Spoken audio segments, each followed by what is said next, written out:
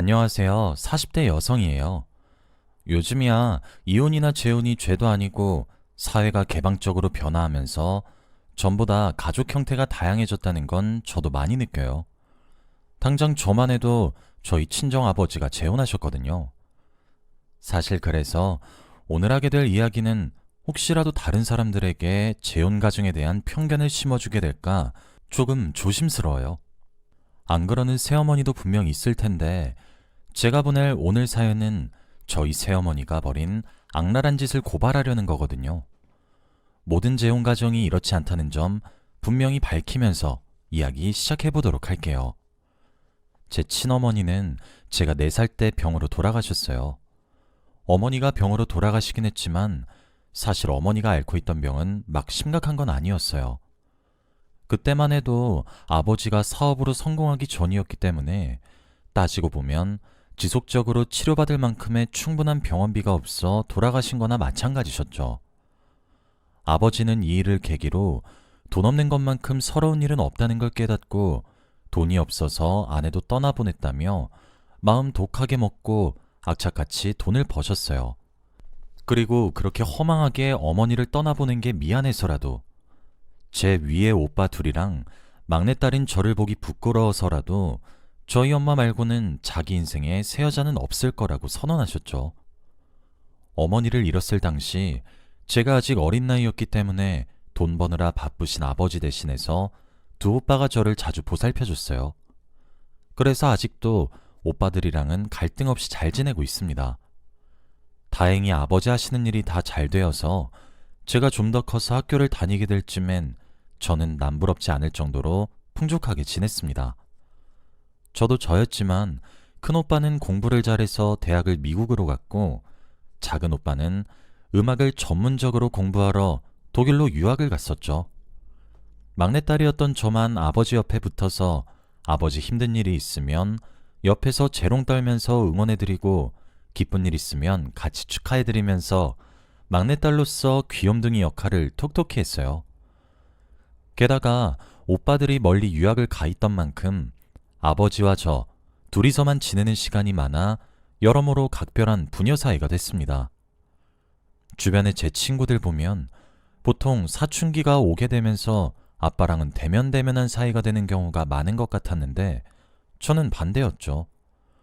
제가 남편과 결혼한 후에도 친정 근처에서 살게 되어 아버지 혼자 계셔 적적하실까봐 자주 찾아뵙고 그랬어요.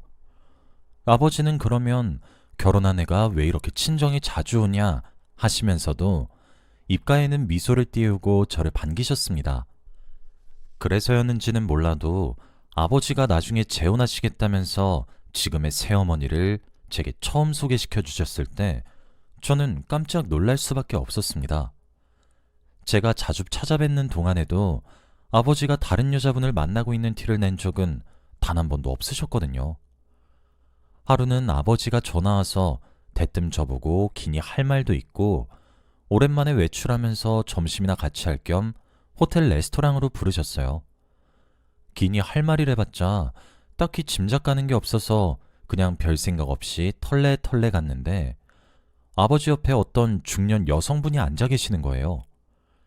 저희 아버지는 따로 동호회 활동하는 것도 없어서 사람 만날 구석이 그렇게 많지 않으신데 저를 만나는 자리에 그것도 또래 여성분을 데리고 오셨다는 게 어쩐지 요상한 느낌이 들어 눈만 꿈뻑거렸습니다. 아니나 다를까 아버지는 그 여자분과 지금 교제하는 중이고 슬슬 살림을 합칠까 한다면서 제 의견을 물으시는 거예요. 너무 갑작스러운 데다가 아무리 어릴 때 돌아가시긴 했지만 저도 나름대로 돌아가신 엄마에 대한 애정은 남아있었거든요. 아버지가 데리고 오신 여자분이 겉으로 보기에 별로거나 그런 건 아니었지만 그냥 평생 새엄마 없이도 잘 살아왔는데 갑자기 아빠가 새아내를 드리겠다는 뜻이 이해가 안 갔어요. 예의상 분위기 쌓이지지 않게 자리만 조용히 지키고 있다가 그 여자분 가자마자 아버지께 솔직하게 말씀드렸습니다. 아빠, 난 솔직히 아빠가 저 여자분이랑 결혼하는 거 반대야. 평생 잘 살다가 이제 와서 굳이 재혼을 해야 해? 아빠가 저분이랑 만나는 것까지는 내가 간섭할 수 있는 문제가 아니지만 결혼은 솔직히 싫어. 아빠 엄청 예전에 앞으로 아빠 인생의 여자는 우리 엄마밖에 없다며. 그렇게 말해놓고 어떻게 이래?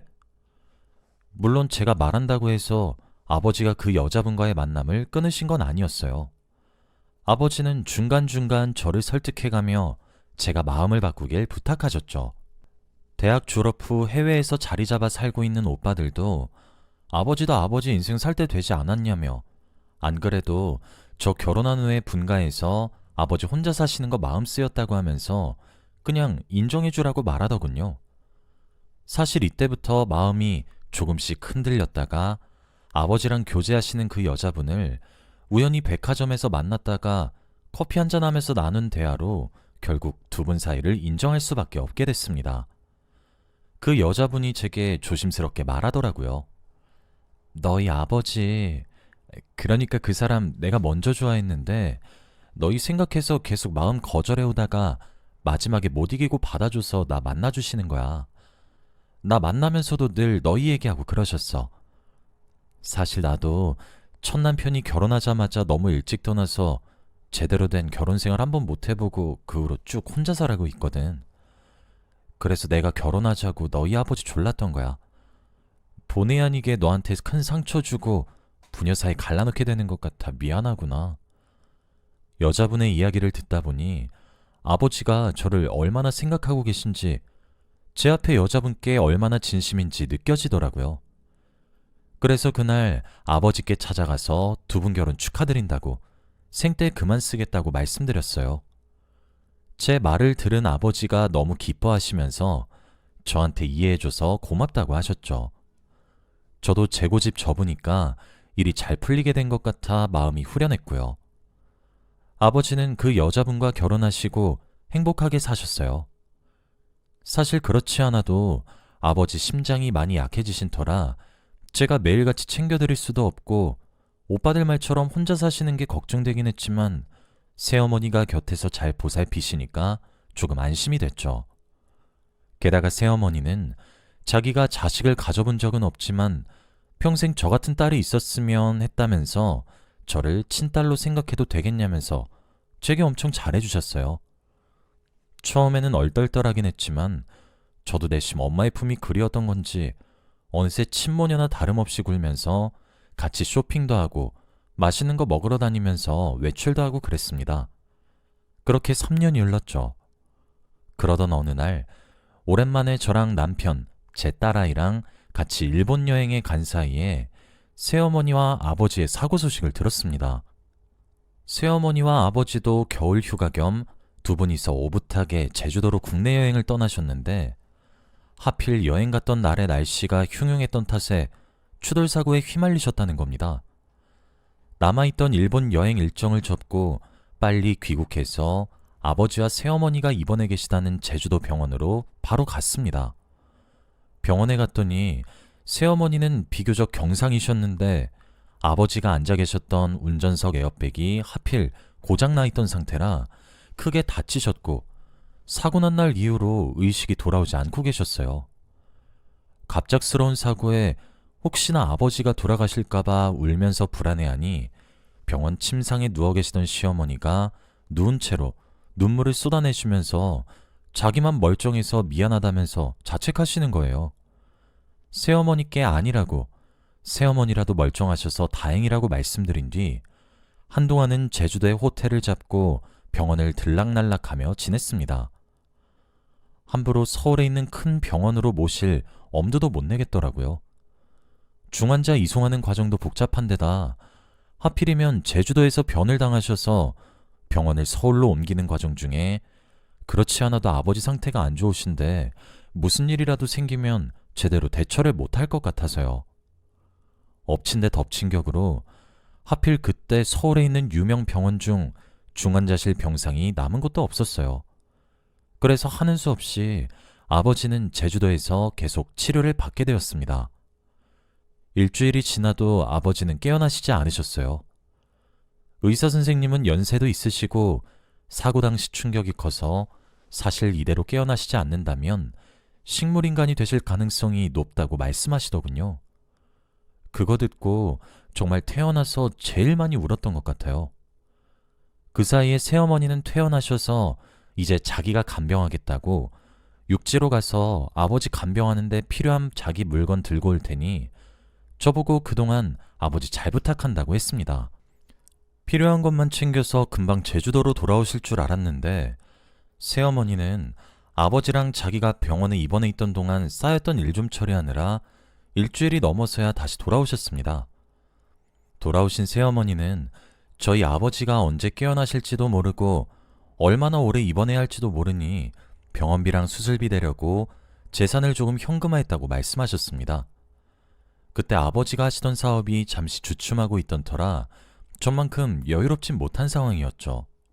저도 새어머니께 혹시라도 제 도움이 필요하시거나 돈이 부족하면 제가 어떻게든 돈을 댈 테니까 꼭 말씀해달라고 당부했어요. 그리고 저도 몇 주간 하고 있던 아버지 병간호를 새어머니와 바톤 터치한 뒤 그동안 저 없이 회사 생활이랑 학교 생활하고 있던 남편과 딸아이를 케어하려고 집으로 돌아갔습니다. 사실 집으로 돌아간 후에도 종종 기회가 될 때마다 아버지 병원에 들를 참이었어요. 그런데 하필이면 그때 코로나가 딱 터졌어요. 지금이야 위드 코로나다 뭐다 해서 사람들 아무렇지 않게 다니지만 그때는 정말 심각하게 받아들여져서 다들 외출을 안 하고 여행도 안 가고 그랬었잖아요. 저도 세계적으로 전염병이 돌고 있는 마당에 함부로 제주도를 왔다 갔다 할 엄두가 안 나더라고요. 혹시나 제가 걸린 채로 제주도에 갔다가 퍼뜨릴 수도 있고 반대로 제가 제주도에 갔다가 걸려와서 저희 딸아이나 남편에게 옮길 수도 있다고 생각하니까 갑자기 무서워져서요. 새어머니께 사정을 알리니 새어머니도 이해한다고 몸 조심하라고 하셨습니다. 그리고 전화 끊기 전에 머뭇거리시더니 아버지 병원비가 예상보다 너무 많이 나와서 그러는데 혹시 좀 도와줄 수 있냐고 말씀하셨죠. 저는 당연히 그러겠다고 대답을 하고 새어머니께 600만 원을 보내드렸어요. 아버지 건강은 여전히 상태가 안 좋아서 생명유지장치 달고 계신 거랑 1인실에 입원하신 것 때문에 병원비가 많이 나가나 보다 생각했었습니다. 그 후로도 새어머니는 종종 전화와서 제게 병원비 얘기를 하셨어요. 그때마다 저는 새어머니께 군말 없이 돈을 보내드렸고요. 가끔 예상외로 병원비를 많이 요구하시긴 하셨지만 그때도 돈 문제보다는 어떻게든 아버지 살리는 게 중요하다고 생각해서 단 한 번도 새어머니를 의심했던 적은 없었어요. 그러던 어느 날 남편이 자기 시계 좀 수리 맡겨달라고 해서 백화점에 갔어요. 1층 명품관 있는 데서 시계를 맡기고 전에 새어머니가 아버지 간병하시기 전에 새어머니랑 자주 백화점 와서 쇼핑했던 생각이 나서 타지에서 아버지 병간 오는 거 만만치 않으실 텐데 불평 한번 내색하지 않으신 새어머니께 감사하다고 인사도 드릴 겸 전에 새어머니랑 쇼핑하면서 자주 들렀던 브랜드의 명품관으로 발길을 옮겼습니다. 어떤 게 좋을까 가방들을 찬찬히 둘러보고 있는데 제가 들어가자마자 새어머니랑 너무 분위기가 비슷하신 분이 나가시는 거예요. 선글라스를 끼고 계셔서 제대로 얼굴을 확인할 수는 없었지만 쌍둥이도 아니고 어떻게 저렇게 똑같이 생길 수 있나 싶을 정도로 저희 새어머니와 닮은 분이셨습니다.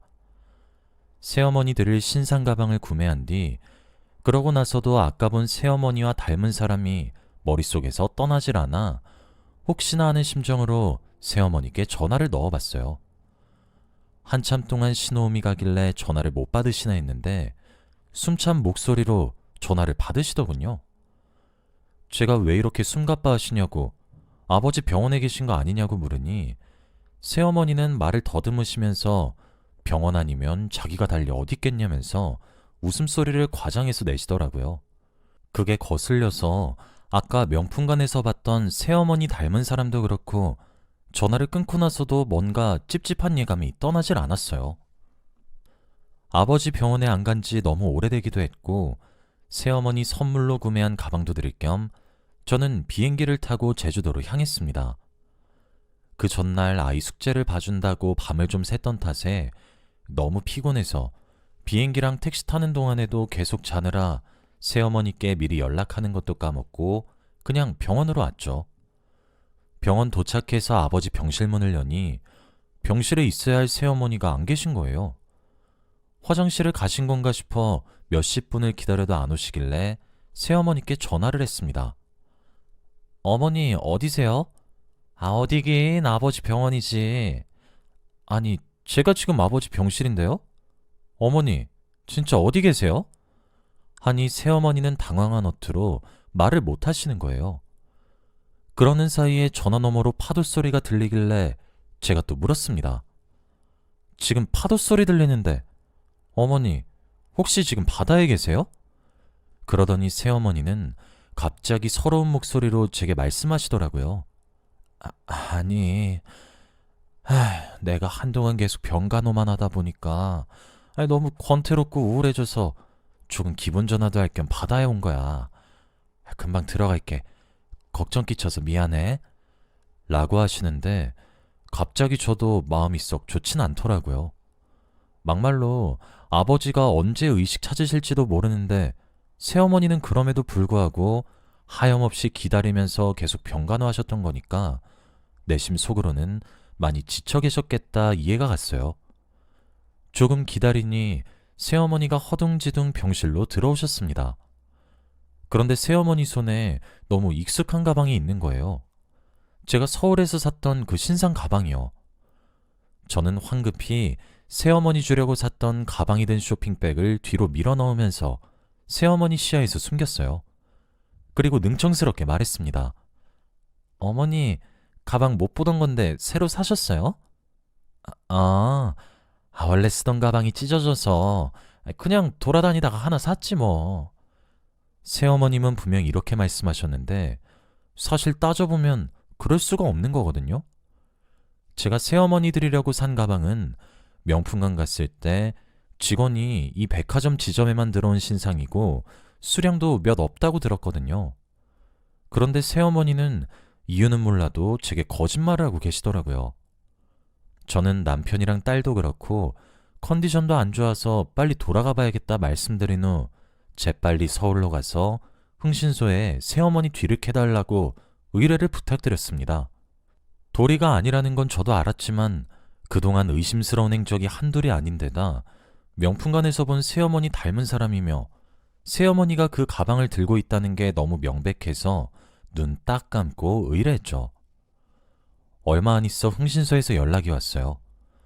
그리고 흥신소에서 조사한 새어머니 정보를 듣게 된 저는 경악을 금치 못했죠. 우선 새어머니가 아버지 병실을 충실히 지키고 있는 척하면서 몰래 서울에 온 건 사실이었어요. 제가 명품관에서 본 그 사람도 그냥 닮은 게 아니라 분명 새어머니 본인이었겠죠. 그런데 새어머니는 명품관에만 간 게 아니라 저 몰래 보험사도 찾아가셨더군요. 보험사에 찾아가서 아버지가 사망하게 되면 얼마가 나오는 건지 알아보고 이미 식물인간이 된 거에 대해서는 저 몰래 보험금을 수령해 가셨다더라고요. 게다가 아버지 재산도 가능한 대로 다 현금화해서 새어머니가 홀라당 먹었다고 하더군요. 그것도 모자라 멍청한 건지 욕심이 많은 건지 비밀리에 아버지 회사 돈에까지 손을 댔더군요. 이것만 들어도 기가 찰 노릇인데 가장 소름 돋았던 부분은 이거였어요. 새어머니 뒷조사를 하다 보니 과거 행적까지 드러나서 흥신소에서 혹시나 싶어 파봤다고 하면서 알려준 건데 아버지와 결혼하기 전 먼저 결혼했다는 새어머니의 사별한 전남편 말이에요. 놀랍게도 그분도 새어머니와 함께 제주도에 여행 가셨다가 불의의 사고로 돌아가시고 새어머니만 살아남으셨다고 하는 겁니다. 물론 그 당시에도 운전하셨던 건 새어머니의 전남편이었고 운전자 좌석 에어백만 고장나 있었다고 하더군요.